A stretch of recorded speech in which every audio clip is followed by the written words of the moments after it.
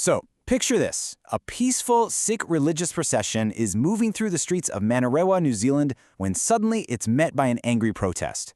Now, this is a situation that could have easily turned violent, but it didn't. It ended peacefully.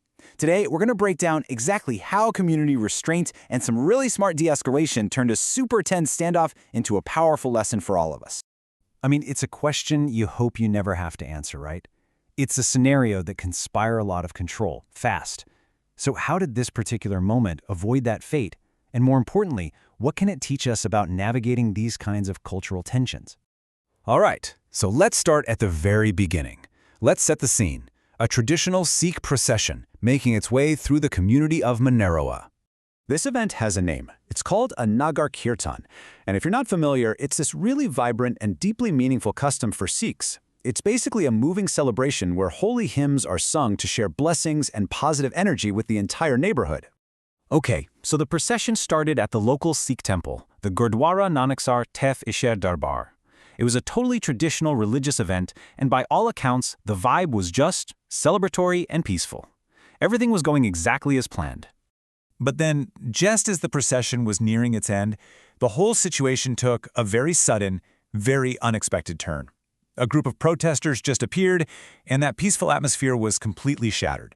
Now, we're not talking about a massive crowd here, but it was a very determined group. Sources say it was about 30 to 35 local people who came out to confront the procession. And their actions were incredibly direct. I mean, they didn't just stand on the sidelines. They physically blocked the path of the Nagar Kirtan, stopping it in its tracks, and started chanting slogans that just instantly filled the air with tension. So you have to wonder, what was this protest even about? Well, the messages on their signs and the things they were chanting made their reasons pretty darn clear. This was it. This was the central message on their placards, and it immediately framed the entire conflict. This wasn't just a protest against a parade, it was being presented as a clash of national and cultural identities. And other slogans just hammered this idea home. Things like, "Let New Zealand remain New Zealand," "This is our land," and "This is our stand." The message was an unmistakable assertion of territory and a particular view of culture. Okay, and this right here is the absolute turning point in the story. With so much provocation in the air, the way the Sikh community responded was going to decide everything, whether this thing blew up into violence or not. I mean, look at the stark contrast. On one side, you've got protesters actively chanting, blocking the path, trying to get a reaction.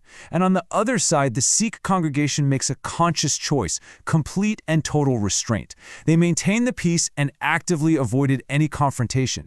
And this quote from the Sikh leaders who were there, it tells you everything about their mindset. They absolutely understood that any reaction in that heat of the moment could have ignited a much bigger, much more dangerous conflict. Their decision to stay calm was totally strategic. So you've got this incredibly tense standoff. One group is actively protesting, the other is showing incredible restraint. How on earth did this actually end? Well, the resolution actually came in 4 pretty clear steps. First, the local police who were already there jumped in right away. They told both groups to back off and avoid any conflict. Then, some backup arrived, and the police moved the protesters to the side, clearing the path. And with that, the Nagar Kirtan was finally able to continue on its way and finish peacefully. So when you look back, it was really a combination of things that led to this peaceful outcome.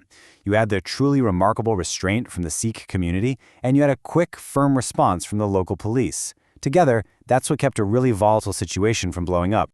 You know, this whole incident in Manarewa was so much more than just a procession and a protest. It really brings up a much bigger question for all of us, especially as we live in increasingly multicultural societies. When our cultures do clash, what does it actually take to find a peaceful way forward? This event, and the very deliberate choices people made during it, offers one really compelling answer.